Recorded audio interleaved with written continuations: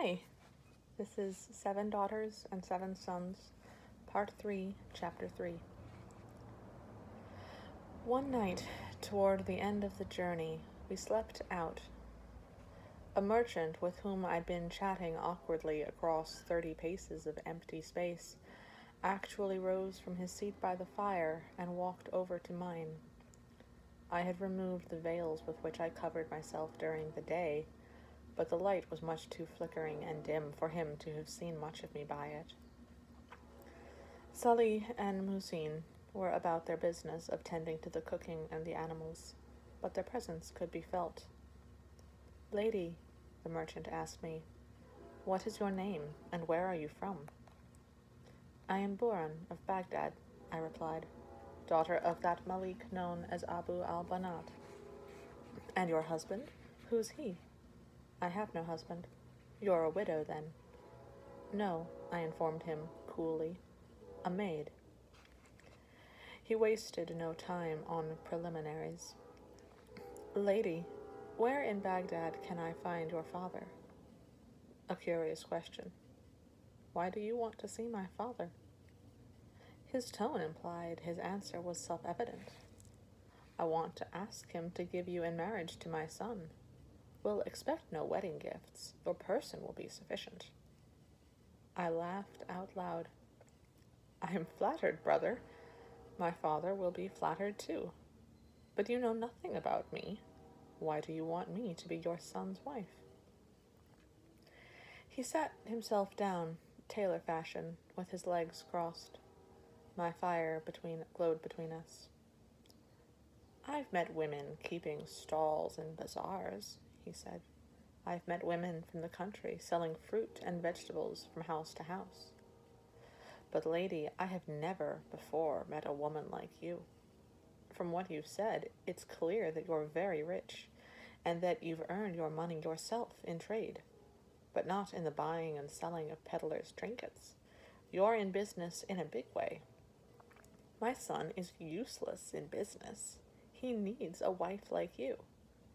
"Maybe I'm ugly," I suggested lightly. "I don't care." "But, brother, your son certainly will." My interlocutor began to grow impatient. "He'll do as he's told. Come, Boran, daughter of Malik, tell me where I can find your father once I get to Baghdad." "He's easy to find. All Baghdad knows the father of 7 daughters. Now I let my annoyance show, too. "But you can save yourself the trouble. I might be just the wife for your son, but your son certainly doesn't sound as if he's just the husband for me. Actually, I'll probably never marry." "What?" He sounded as if I had just surprised him with a blow to the stomach. "That's impossible. That's crazy. Every woman marries, if she can. I'm sure your father will allow you no choice in the matter." I didn't answer that. I certainly wasn't going to tell a stranger that I could do as I pleased. I couldn't demean my father by saying such a thing. And so I merely replied quietly, "I'm promised, but there are obstacles to the match. Still, I can't marry anyone else until all that is settled. And it'll never be settled," I added to myself. "I'll seek out your father anyway, once I get to Baghdad," the merchant said, complacency returning to his voice. "After all, no matter how rich and brilliant you are, you can't defy the laws of God. Women were meant to marry whomever their fathers decree." I didn't know where in the holy text those words were written, but I didn't say that out loud either. I rose from my seat by the fire. "We're on our way at daybreak," I said, "so I think, if you don't mind, I'll say good night to you now." I turned away from him and walked toward my animals, hoping by my rudeness to convince him I was no daughter-in-law for him, and no wife for his son. I'd never even heard of the boy before that night, but I was already sure he was a worm. The merchant, however, had given me much to think about. I hadn't realized until he approached me that I had become a prize in the matrimonial market. Another day passed, and then, on the next day, late in the afternoon, we approached the baked brick walls of Baghdad, turned a rosy gold by the slanting rays of a dying sun. They looked to me like the jewel-encrusted walls of paradise. When the caravan reached the bridge, I brought my camel to his knees and dismounted as quickly as shaking hands and beating heart would allow. "Muezzin," I called, "you tend to the luggage and follow when you can." Earlier I had given him careful instructions for finding my father's house. "Salih, come with me." I rushed off with such speed that Salih had to stretch his long legs to catch up with me. We crossed the bridge. I led the way through the Souk al-Thalatha, and then the crooked, teeming streets into my own neighborhood, Salih close behind me. Disguised as a boy 2.5 years before, I had passed through the streets unnoticed in the early morning. Now they were crowded with men on their way home from work, and women bearing bundles and baskets from the bazaar on their heads. This time, although I was respectably veiled, the richness of my clothes attracted more notice than I needed. But I ignored the glances shot at me by passers-by, whether hostile or merely curious. In a few moments I stood before the wall that surrounded our house. I knew it was our wall because Abu Rashid's and Abu Tahir's houses on either side were exactly as they had been when I left, at least so far as I could tell from the street. But even from the street it was clear that more than a little had happened to the little house of Abu al-Banat. The wall had been whitewashed. Large earthenware pots of sweet basil stood at intervals atop it. The squeaking, warped wooden gate had been removed and replaced with a shiny one of black wrought iron. And wonder of wonders, standing before the gate was a porter. He was a tall, thin man with a scraggly gray beard and pockmarks all over his face. But he held himself erect and wore a disdainful expression that stated clearly that he considered himself to be in the employ of people of importance. I approached him, Salih close behind me. "Peace be with you," I said quietly. "Permit me, O guardian of the gate, to pass through." "Who are you?" he asked. It came as something of a shock to realize that I'd have to identify myself to enter my own father's house. "I'm Buran," I replied. "I've come home." He shook his head. "No one named Buran lives here," he said. I felt my heart sink. Had they gone somewhere else to live? I was suddenly tired to death of journeys. I hoped I wouldn't have much difficulty finding them. "Isn't this the dwelling place of Abu al-Banat?" I asked. He didn't deign to reply out loud, only nodding slightly. I was relieved. "I think, then," I said firmly, "that you had better let me pass." His eyes examined me quickly and thoroughly. They subjected Salih to the same scrutiny. "Well," he said, "I must announce you first." We had passed whatever secret test he was applying to us. Salih was about to object, but I held up my hand. "It's all right," I told him. "The man is only doing what he is paid to do." But it felt odd to cool my heels on the street in front of my own house. However, I didn't have long to wait. In a moment the gate flew open, and there stood my father and my mother, smiling and weeping all at once, and crowding them from behind, my sisters. I forgot my fine clothes and my dignity. I ran toward my father as if I were still the little girl he'd so patiently sat with and taught to play chess. I threw my arms around him, and he held me tight in his. "Oh, daughter, daughter," he sighed, tears running down his cheeks. "I never thought to see you again. Praise God you have come back to us." We moved into the courtyard. The porter clanged the gate shut behind us. I hugged and kissed my mother and let her stroke my hair and cheeks as she murmured over and over, "I scarcely recognize you. You've grown as beautiful as Fatima." Fatima wasn't there, and neither were Khalida or Zainab.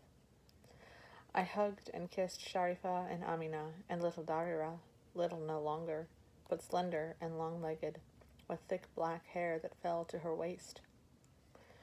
The first recognizable words I was able to say were, "Where is Fatima? Where are Zainab and Khalida?" "Oh, my daughter, sit down and refresh yourself.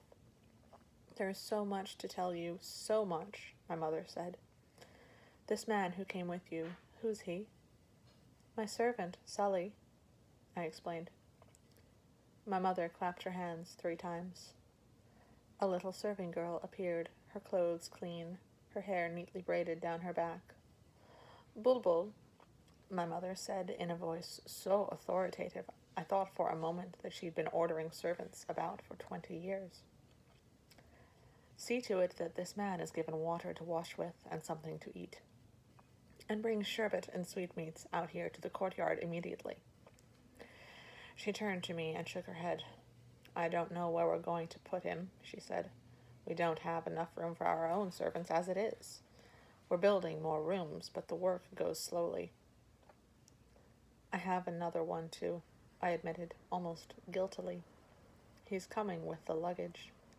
But don't worry about them. I'll put them up at a khan." My mother didn't protest.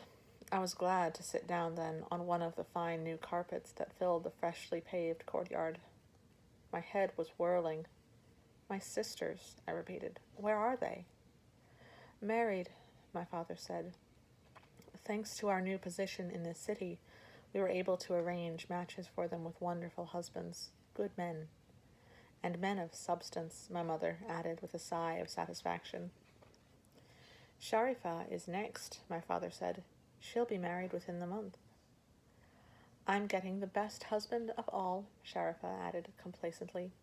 "He's Idris, son of Walid, the physician."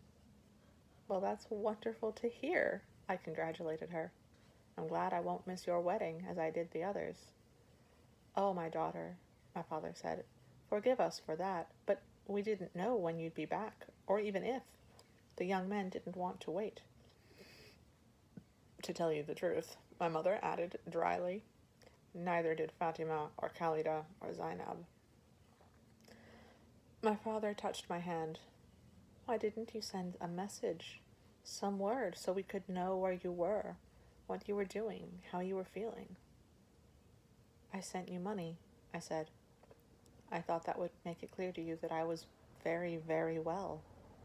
But it was important that no one in Tira guessed my true identity. I could never have done what I did if they'd known there that I was a woman. Messages could have been dangerous." My father nodded. "I guessed as much. But it doesn't matter anymore. Now everyone can know what a marvelous thing you've done. Such matters can't be kept secret. They'll be spoken of in every bathhouse in Baghdad, in every shop in the bazaar." "Everyone probably knows already," my mother interjected. "That porter you hired is the most energetic gossip in the city." "He needs work," my father apologized, looking at me. "He has 12 children." "Father," I told you, "the money I sent you is yours. It's yours to do with as you please. You don't have to account to anyone for the way you spend it, least of all me. And I have more to give you, much more." My mother stared at me. "That goes without saying. You're home now. All that you have is his." I returned her look, holding her eyes with mine. "Of course. If I need more, I'll earn it." My mother pressed her lips tightly together. When she opened them again, it was to say, "That's all over with. Now that you're home, you'll behave as befits a modest woman." I stood up, walked over to her, knelt at her side. I took her hands in mine. "Mother, you can't erase the 2.5 years I've lived through. You can't pretend they haven't happened. Nothing is the same, for you or for me." My mother shook her hands free of mine and turned to my father. How can you let her talk this way? It's against nature. It's against God. But he didn't reply. He only smiled his melancholy smile. As the days passed, he deferred to me in everything. He made no purchase without asking my advice, embarked on no enterprise without discussing it with me first. As in the old days, we sat in the courtyard in the evening, talking about business. But now it was he who asked the questions and I who answered them. And we played chess, too, as in former times, only now we used a board and pieces made of teak wood inlaid with ivory that I'd bought for him in Damascus. Once, while we played, my father said to me, "These chess pieces are magnificent, Boran. They are so magnificent, I feel sometimes as if I should just look at them, not soil them by playing with them. If you still have the white queen I gave you the morning you left, we could play with the old set now and then." "I don't have it," I said. "I gave it to a friend. But not just any friend," I added quickly. I didn't want him to think I had treated his talisman lightly. "I gave it to the best friend I ever had, or ever will have." "Who is she?" my father asked. "She?" My smile was a bit rueful, I suppose. "It was a man, father.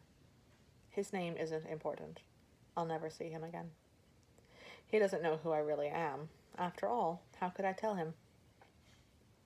At that time, my father didn't press me. Neither he nor my mother really wanted to think about the things that had happened to me during my time away from them. They wanted to pretend that the money we now all enjoyed was a mysterious gift from heaven. My mother would also have liked to pretend that I hadn't changed, that I was no different from any of my sisters, or at least not in any important way. That was harder to do. If I hadn't been there, she might have succeeded, but my actual presence made that impossible. I continued to conduct business. I did it through my father, but I was the one who told him what to do. My mother didn't like it very much, but she saw no way out of it. She had been poor too long not to fear poverty's return. On one issue, though, my parents were in perfect agreement. And on one issue, neither of them gave me any peace. The caravan merchant who had wanted me for his son called and was set on his way without much ceremony. But that didn't close the subject of my marrying. It came up every day. The conversation was always the same. Only the names changed. "Abu Jamil came to see me today," my father would say. "Abu Jamil? Abu Jamil?" my mother would query, pretending ignorance. "Is that the Abu Jamil who manages the Caliph's business affairs?" "None other," my father would reply. "And is his son that Jamil we run into sometimes when we're shopping at the bazaar? What a marvelous-looking fellow he is. How the girls sigh if they're lucky enough to cross his path. I think they purposely arrange to be at the stalls. They think he's likely to visit when they suspect he might be there."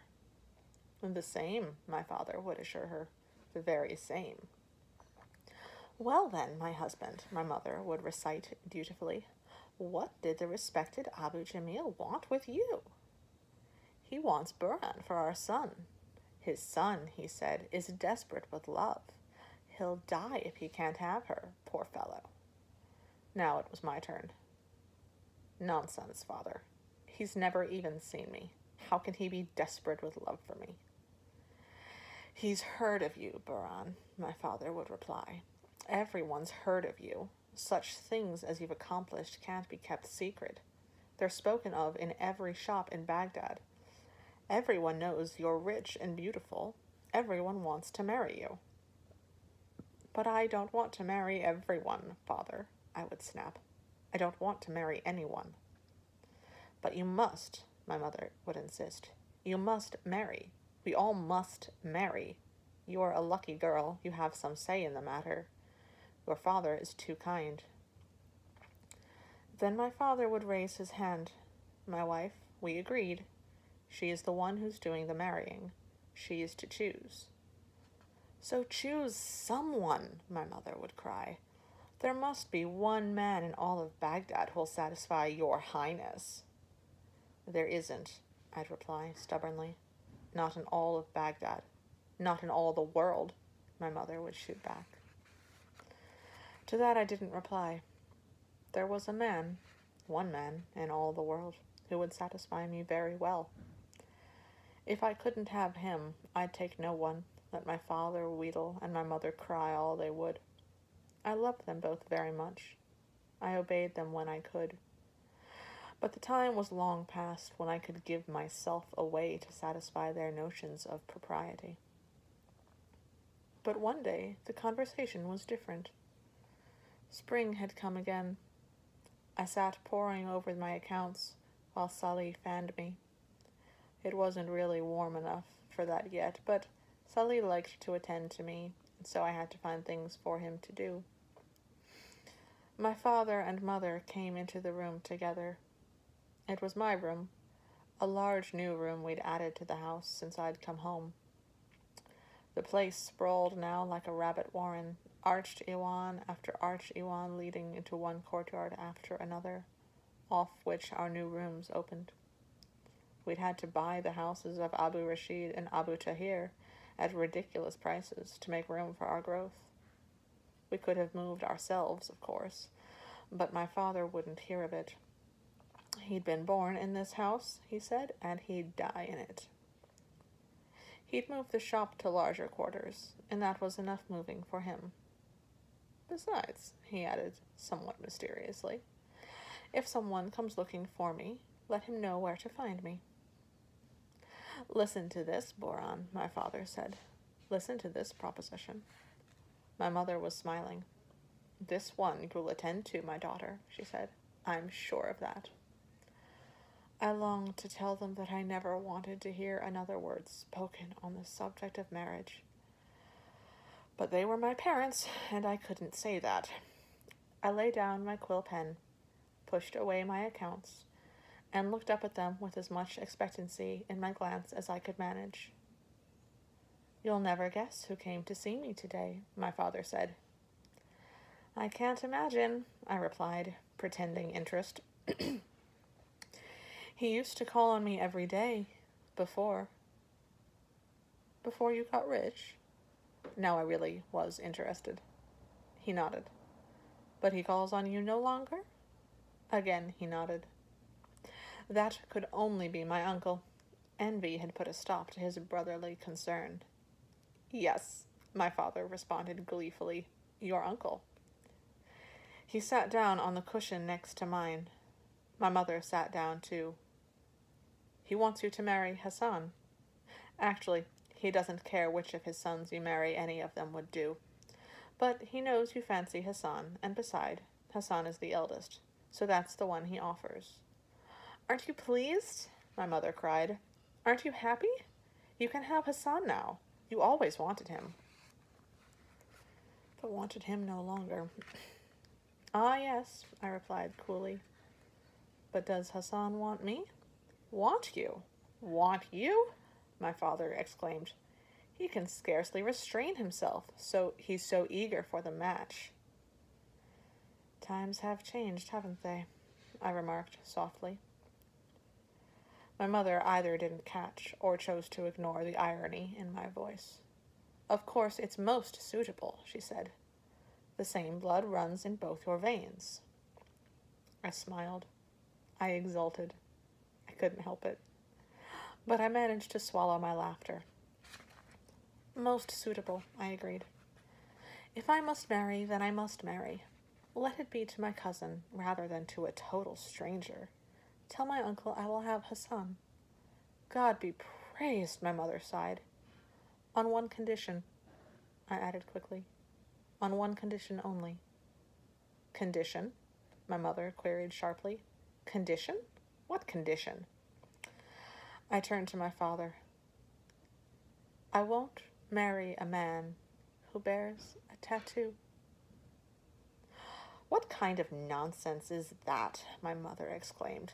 Why would Hassan have someone's mark on him? He's not a slave.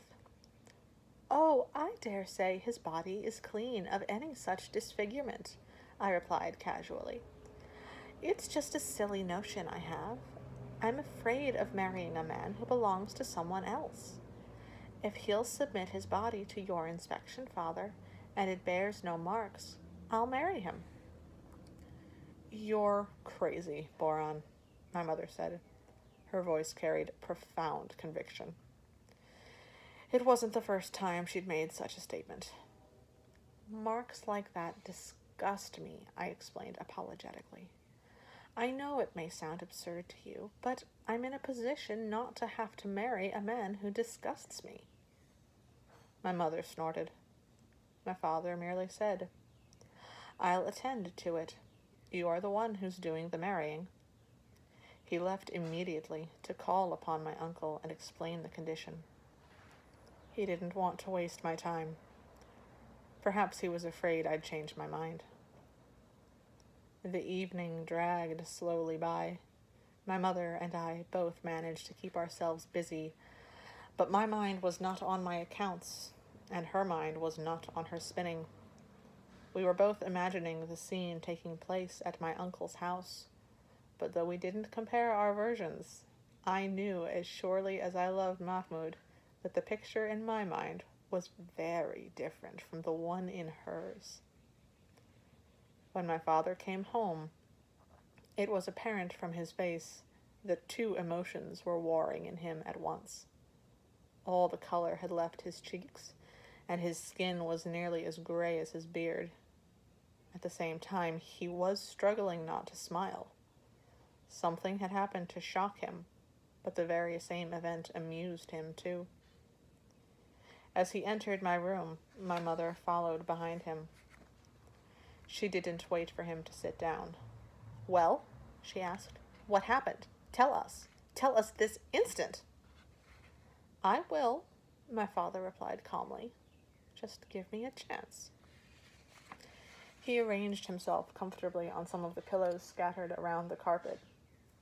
He did this very slowly. My mother almost exploded with impatience, but she kept quiet. She knew my father. If she pushed him too far, he would move even more slowly, if that were possible. And an even longer time would pass before she heard what she wanted to hear. Sit down too, oh my mother, I invited. She threw me an irritated glance, but she followed my suggestion. At last my father was ready. Your uncle, like your mother, thinks you're crazy, my father began. How dare he? My mother interrupted. She might criticize her children, or even her husband, but from the aspersions of anyone else, strangers or kin, she'd defend us with the fury of a tiger. If you want to know what happened, my father said pleasantly, try listening. My mother flushed and held her peace. I'll tell you the whole story, my father went on, and I'll tell it in my own way. It's a good story. My mother nodded. I nodded. He rubbed his hands together and nodded too. I told your uncle your condition, Boran. That's when he said that you were crazy. He added a few other choice remarks, such as, how can you permit her to behave so outrageously?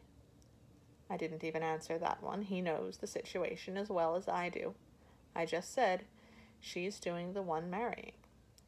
If Hassan wants her, he'll have to submit. So your uncle sent for Hassan. Naturally, my mother said. I didn't say anything. I knew what was coming next. Hassan came into the room, my father continued. Your uncle said to him, Hassan, your cousin Boran is crazy. She demands a test of your good faith. But she's very rich and very beautiful, and her fortune shouldn't go out of the family. So submit to her little test. It doesn't mean anything. Well, Hassan said, what's the test? Explain it to him, your uncle said. Well, I said, Boran merely wants me to inspect your person. She wants to make sure you carry no mark that would signify your allegiance to someone else, no blemish to mar your physical perfection. As your father says, it's nothing. But Hassan blanched white as cotton. That's demeaning, he cried. He was furious. I'll submit to no such inspection. I'm not a slave. His father begged and pleaded with both of us. He begged me to rescind the demand, but all I said was that it was your demand, and since you were the one doing the marrying, you had the right to ask what you would. He begged Hassan to give in, but Hassan was adamant. He absolutely refused. You'd have to kill me first, he said. My father shrugged and spread out his hands, glee and disappointment warring in his face. I made inquiries on my way home at the public bath nearest my brother's house. Hassan hasn't been in there since he returned from Alexandria. My father lifted his eyebrows. I think you know something, Boran. Something that we don't. I smiled a little, but I didn't say a word. It was not for me to betray my cousin's secret. We're ruined, my mother sighed. She loves Hassan. If she can't marry him, she'll have no one. But I can't say that I blame her. Who would want to marry a man with someone's mark on his body? Poor Hassan, I said. How far he's fallen. Well, my father said, it isn't over yet. Your uncle has offered Ali. It seems, he said dryly, that Ali is as desperate in his love for you today as Hassan was yesterday. Ali, my mother snorted. If she can't have Hassan, what makes her brother think she'll marry a weasel like Ali? My tone was resigned. If I must marry, then I must marry. It might as well be my cousin, rather than a total stranger. Tell my uncle I'll marry Ali, but he must submit to the same test I demanded of Hassan. My father and my mother both looked at me, and then, as if they were both puppets worked by the same hand, they nodded. My father carried my message back to my uncle the very next day. Of course, the results were the same. Ali, like Hassan before him, refused to submit to my father's inspection of his person. My father reported that my uncle's fury was horrible to behold, but Ali would not be moved. His rejection of the idea was absolute. So then my uncle offered Ibrahim, and then Suleiman, and then Antar. He even offered Ishmael and Gamal, who were much younger than I. To poor little Gamal, his last hope, my uncle even took the whip, but it didn't matter. Gamal was no more to be persuaded to submit to my father's inspection than were any of his brothers. He told his own father why, and he told him in my father's hearing. It was no great trick for my father and my uncle to figure out that Gamal's brothers, if their tongues had been as loosely hinged, or if the whip had been laid across their backs, would have told the same story. Perhaps at some point my uncle did actually get it out of them, but my father didn't have to hear it over and over again. Once was enough. In despair, my uncle at last gave up. He had to admit that there would be no wedding between one of his sons and me. My sons aren't good enough for your daughter, he admitted. Don't be upset, my father reported, comforting his brother. The money won't go out of the family. Boran won't marry any of your sons, but if I know my daughter, she won't marry anyone else either. And what did he say when you said that? I asked. Was he comforted? No, as a matter of fact, my father said, grinning. He was more upset than ever. He knows perfectly well that if you die unmarried, your fortune will pass to your sister's children. Yes, my mother agreed wryly. to your sister's children. So far as your uncle's concerned, that's out of the family. By family, he means only his family. He can't understand that your father isn't exactly dismayed at the thought of your money, as well as his own, descending eventually to his own grandchildren. Even she had to smile at that thought. It was as if it were a new one that had just occurred to her. After that, she stopped pressing me to marry. My father stopped pressing, too. He wouldn't have been human if he hadn't taken a certain pleasure in my uncle's discomfort, though he'd never have admitted it out loud, not even to me. Occasionally, though, in the weeks that followed, he'd say things like, "Oh, Boran, when your mother and I are gone, what will you do? Your life will be so lonely." That's how I knew that, although, like my mother, he was at last convinced I'd die unwed, the prospect certainly didn't please him. "Don't worry about me," I told him one day. "I'll take a couple of my sister's children to live with me. They'll have so many they won't miss one or two." His face flushed with anger. "Oh, my daughter," he scolded. "What a foolish thing to say.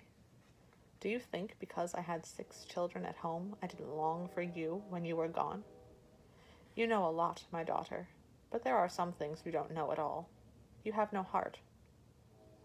"I have a heart, Father." "Then where is it?" "Far away," I answered softly. "Far away, with someone I can never have."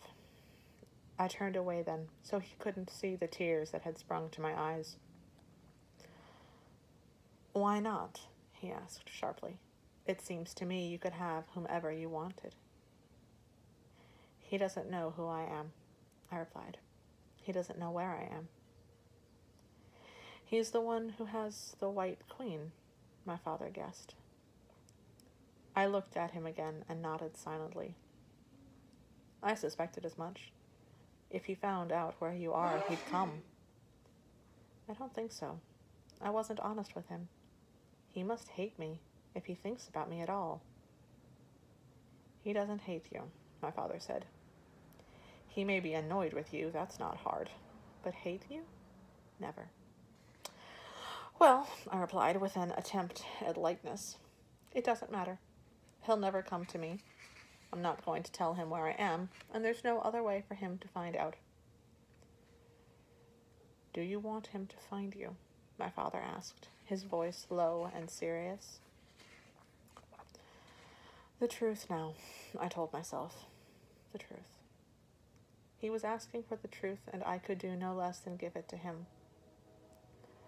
But when I looked into my soul, I realized that I didn't know the truth. I didn't know whether I wanted Mahmoud to find me or not. "I long for him with all my being," I said at last. "But if he knew the truth about me, he wouldn't come. He would have to despise me for the lie that's between us." My father didn't ask me any more questions about Mahmoud.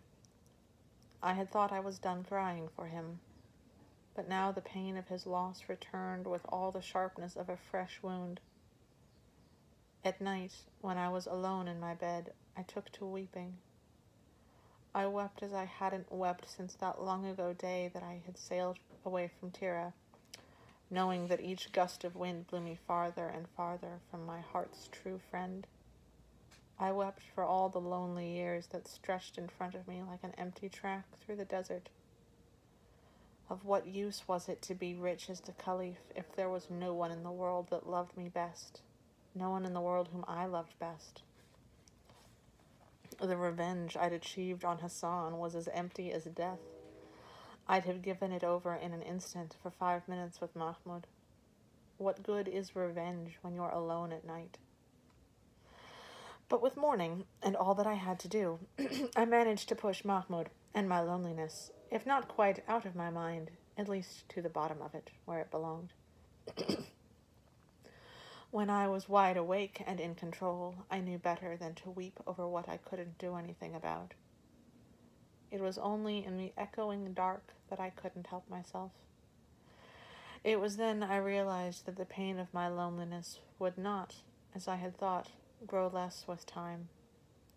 Even if the image of Mahmoud himself might fade with the passing of years, the loneliness would just feel worse as its accumulation crushed me. But loneliness was better than marriage to some fortune hunter, some insensitive lout or condescending aristocrat. Even though my parents no longer pressed me, suitors still abounded. Every day, Musin and Salih, with the help of my father's porter, turned another one away from the door. Or if he was too important to come himself, they turned away his friend or servant or hired matchmaker or whomever it was he chose to send. Occasionally, one of them offered a bribe sufficient to subvert even Salih and Musin. Those who managed to get through the outer defenses, my father was forced to see. And if I sought a brief moment of amusement, I saw them myself, behind heavy veils. Sometimes I wondered if I might find one who would tell me the truth. If one of them said he wanted to marry me for the help I could give him in business, I might have been tempted. It would have been like a trading partnership. Perhaps I could have borne that, and it would have been good to have a child. But all I ever heard were hymns to my beauty, or protestations of undying love from swains who'd never laid eyes on my face, or heard more than 2 words issue from my lips. I could only laugh.